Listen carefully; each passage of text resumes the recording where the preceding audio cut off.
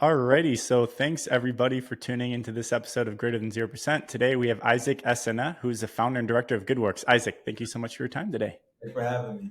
All right, so per usual, we like to start our interviews with asking the mission of the organizations we're interviewing. So, what is the mission of GoodWorks? GoodWorks is an organization with the goal of transforming public safety and health literacy for at-risk youth.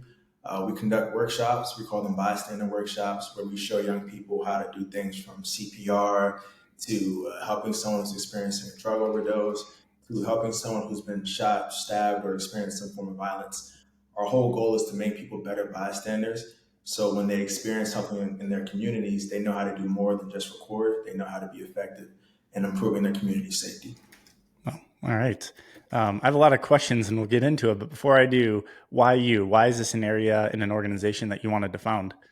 Absolutely. So a little bit about me. I'm born in Washington, D.C. I grew up in the Prince George's County area, which is like a suburb of Maryland.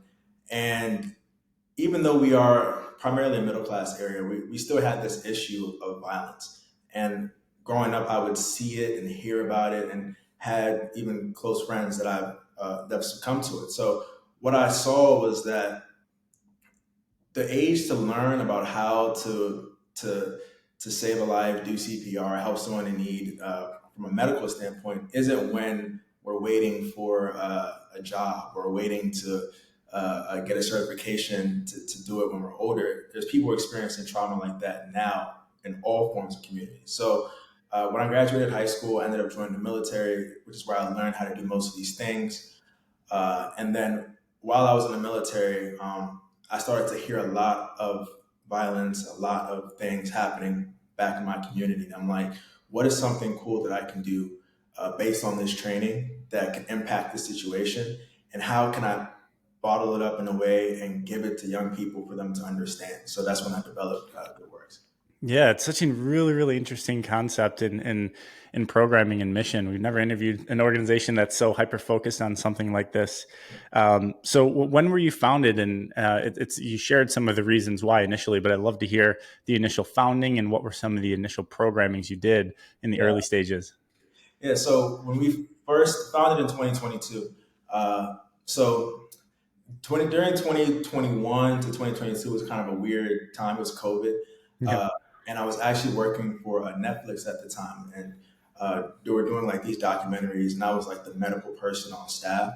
And then I started working for HGTV, and they were going to do a show in Detroit. And there's this YouTube channel that I follow. His name is Charlie Bo 313. It's a big YouTube channel where they just go to really, really bad neighborhoods and communities all across the country to just highlight what's going on in those communities. And I thought to myself, I'm just going to go to every, place on his channel that I can afford to go to and try out this idea that I have of showing people how to be better bystanders. So luckily, because I was working on the show at HGTV, they were already in Detroit, which happened to be one of the cities on the channel, one of the top cities as far as like crime and things like that. So I'm in Detroit for several weeks, and I just reach out to programs out there, and I say, "Hey, my name is Isaac. I do this, da da da, and I would like to come in and host a workshop for you guys." Mind you, this is my first time doing these workshops. Yeah. Yeah. I'm winging it, like, but they don't know. And I think that was really what it was for me to go to these places that they don't know me, they don't have any expectations of me. It really brought down my anxiety in trying it out, and it really helped me refine the curriculum of what we have now. So the first workshops were in Detroit. We did two schools out there. Then I came to Baltimore, which was another city on from the YouTube channel, but I'm it's in the area, so I'm very familiar with Baltimore. So I did a workshop there. And then I went back to Detroit again because we built a very good relationship with the people there to refine the workshop some more. And then eventually I came home to the DC metro area and began doing programming here. Yeah. I probably know the answer to this, but because I don't have much experience at all with some of these teachings and learnings that you're doing for your programming, but what were some of the unexpected or I guess yeah. One of the most unexpected things that you experienced in those initial trials that you did in Detroit. Were you surprised or not surprised by the level of knowledge of people going through these trainings? Yeah, I mean, it's so what really kind of shook me a little bit was so when we're talking about things like CPR, cardiopulmonary resuscitation, and talking about basically like medical terms and stuff and life saving skills, it's very boring. And my age group that I'm dealing with are from like 12 to like 20 something. Like it's a very young age group. And it's like as soon as they hear you talking and it feels like it's going to be a lecture, it feels like they're in class, they immediately tune you out. It was rough because now I'm taking these concepts that I know are boring because when I learned them, they were boring. And my goal is for it to penetrate this age group where their attention spans are really quick. And also, it's my goal is retention. It's not to check a box. I Right. want everyone in the room to leave this room knowing how to save a life. So that was the challenge. So I remember in Detroit, the first group that I had was about 30 boys. All like I think they were like seventh graders, sixth or seventh graders, one of those. And I remember the program director there introduced me, and then they sat me down. And then as soon as I started talking, I'm not going to say the exact word, but he goes, "Oh, what the f is it?" Like it just immediately just blows me off because it's like, and I get it. I'm like, why are we going to sit here for an hour and hear this guy talk about all this stuff? I don't want to be a doctor. I don't want to be this. Like, why are we in here? Or the other side of the coin is when you go to certain communities, they expect people to come in there and try to mentor them, try Mm. to guide them straight or something. I realized that you need to come in with value very early, and you also need to let them know that, hey, I'm here to provide you a skill. I'm not here to try to be your moral guide or anything like Yeah, that. yeah, I think here's a cool skill that no matter what you're doing in life, you should know how to do. And I promise you, the way I teach it to you, you're going to remember it. And if it ever happens to you or someone in your family or any situation that you're in, you're going to be grateful that you learned these skills. So the first class was rough because that first 10 minutes, man, that was tough crowd. very. So what I realized is number one, I'm not going to be sitting down anymore. And number two, you need to engage them early, like hands-on activities. So bring the mannequins out, have them start demonstrating compressions. Doing turning it into contests, things like that. And by the time I got to the end of that first workshop, we were laughing, joking. We were doing scenarios. They had them asking questions because what they realize is that number one, this is fun. It can be fun if you turn it into a challenge. Two, it's applicable to everyday life. Uh, in today's day, when it comes to like things like CPR, it's much more easy to connect it because we had Damar Hamlin, the safety for the Bills, who passed out on the field, and they did CPR. If I want to engage a group of young men about why this is so important, all I have to do is reference that. Yep. They're immediately connected. They're like, okay. And then with the next group in Detroit, it was a bunch of it was all boys, and then we did an all girl group. The all girl group was really easy for some reason. Yep. Yep. As soon as I started getting into it, they're like, oh yeah, I want to be a nurse anyway. Like I want to be a doctor. So this is so fun. Like they were very engaged, so that was fun. But you just have to kind of it taught me to kind of refine things to meet the expectations of the room, and then also to just hands on immediately and made things super fun. So Yep. And you said that the target audience of your organization is, you said, typically at-risk youth. Is that true, or is there a certain demographic or target that you're going after? yeah, so the word at risk is very interesting to me Yep. because how do we deem what at risk is? Yep. So, like I said, I grew up in a middle class environment, yet we had people from our community who succumbed to gun violence. So, if you put it in statistics, we are not at risk, but just the demographic, the age group of being from ages 17 and 35, push you, according to the CDC, push you at a higher risk to experience gun violence anyway. We're just a higher risk age group. So, that group is at risk. But then you take it to communities that are underserved. Mm. Uh, these groups become more at risk because in their communities there's higher chance for there to be violence, and then also there's higher chance to be health comorbidities. Yep. Uh, and then when you just look at our population in general, we have the boomers. People are aging, and we have young people living in homes with parents who are dealing with cardiac issues, health related issues, where it'd be very advantageous for them to know how to intervene if something were to happen. So that Yep. word at risk, it works very differently. It's very useful for different demographics and different situations.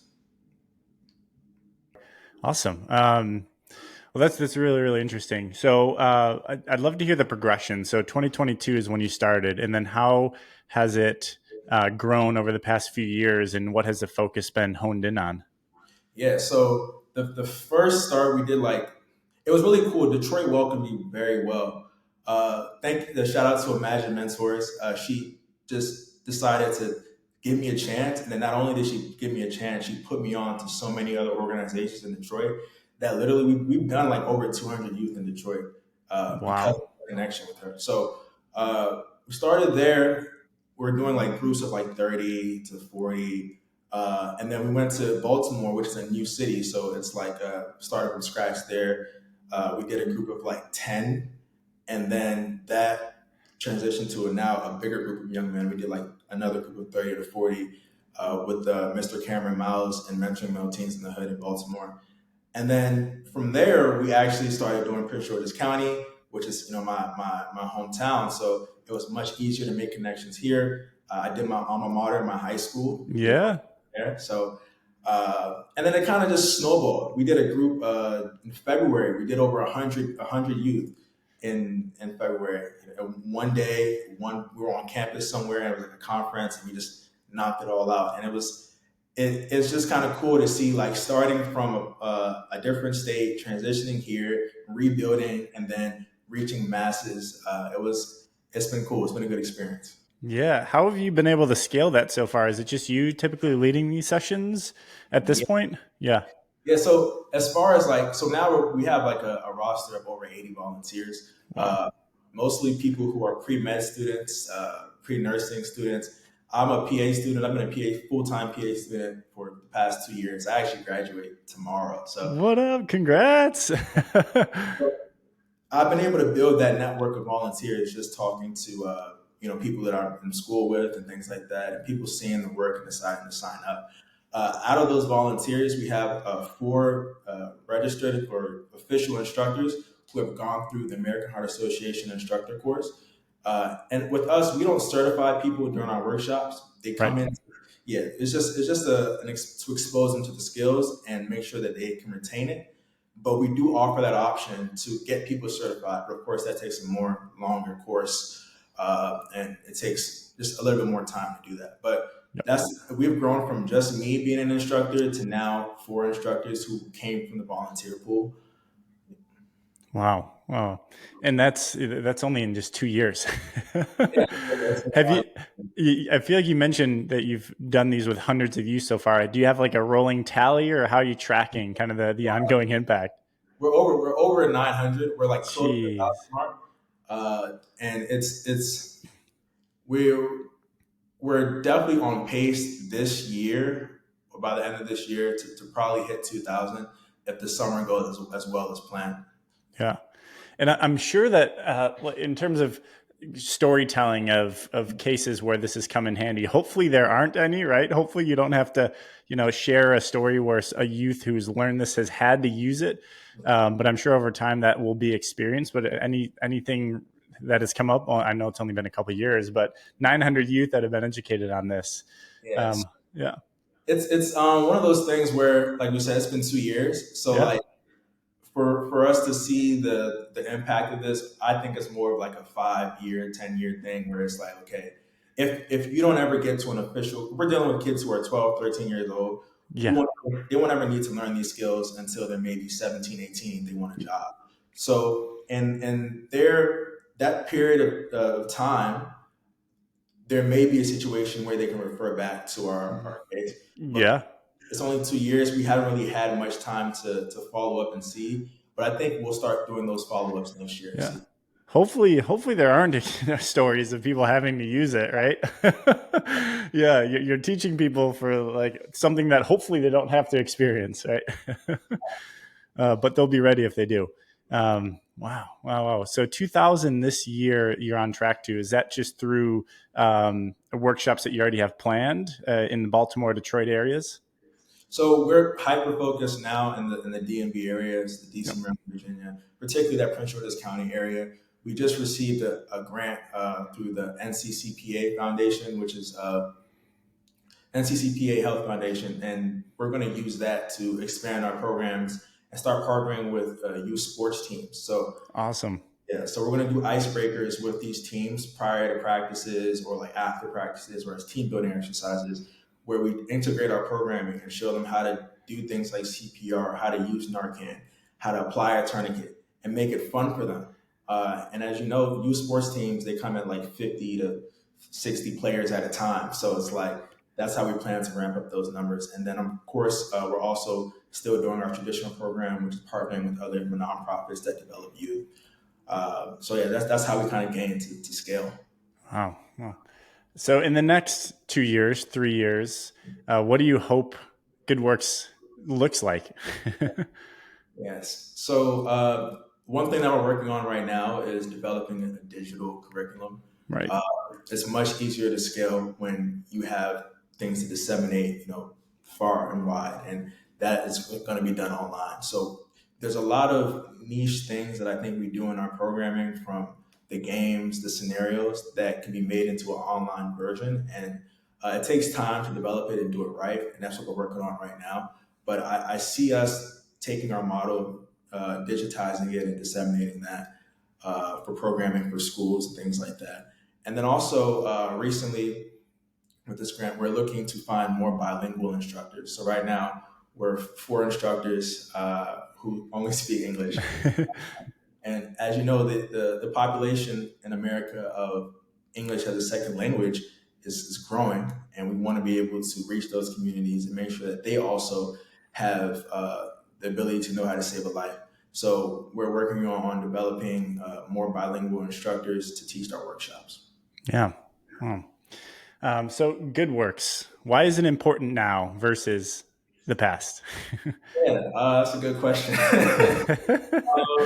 So, I mean, right now, America is facing a gun crisis, a Mm, drug crisis, limited access to healthcare. First responders are overwhelmed, yeah. and we can't really wait. We can't really afford to wait till people are waiting till they get jobs and things like that and certifications before they learn these skills. There's people dying in some of these communities now. So our goal is to make sure that the first time that people are ever exposed to a traumatic situation, they also have been already exposed to how to deal with that situation prior. So we're reaching people early, we're reaching people often, and I think that's the best way to deal with the crisis that's going on in our country right now. Yeah. I like what you said. You're working on having the youth become better bystanders and doing more than just record, is what you said, which is really inspiring, right? So if a youth unfortunately is experiencing something like this, they could think back to the training that they had through your programming, and instead of just getting their phones out and recording, they could actually help and maybe save a life. So that's very impactful. Wow. So people that are listening and inspired, how do they get engaged? What type of engagement are you looking for at GoodWorks? Absolutely. So you can always go on our website and goworkshelp.org. You can check us out on Instagram, DA Goodworks, Doug Goodworks. Right now, we're looking for opportunities in the DMV area, so that DC, Maryland, Virginia, but not really Virginia, but like Northern Virginia, accessible. Yeah.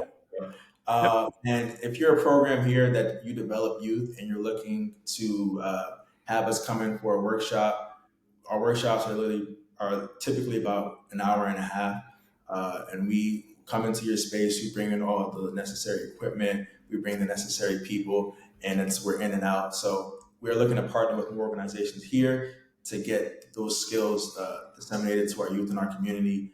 And also, of course, you can always go to our website and donate if you like what we're doing. If you believe that we need to raise a generation of better bystanders, we're doing the work to do that. So please feel free to support us through donations as well.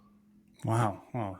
So people that are listening, This is really, really inspiring and hands-on organization that's doing good work, and hopefully people that are listening don't ever experience going through something where they need CPR. But if they do, and a youth that's around them has gone through this training, it may save your life. So that's amazing. So Isaac, is there anything that we missed or you want to leave us with before we wrap up this interview and share the story out to the broader public here?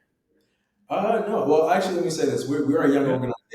We've been operating for 2 years, and we are Gen Z founders. So I'm 25 as of this past month, and we're looking for always looking for more guidance, always looking for people who are experienced in the space to provide us with advice. So even if it's not donating, even if it's not partnering, feel free to reach out and take us under your wing if you're interested in things like that, because we know that people with experience are typically the best teacher, and we want to avoid all the mistakes moving forward and do the best we can. So Yeah.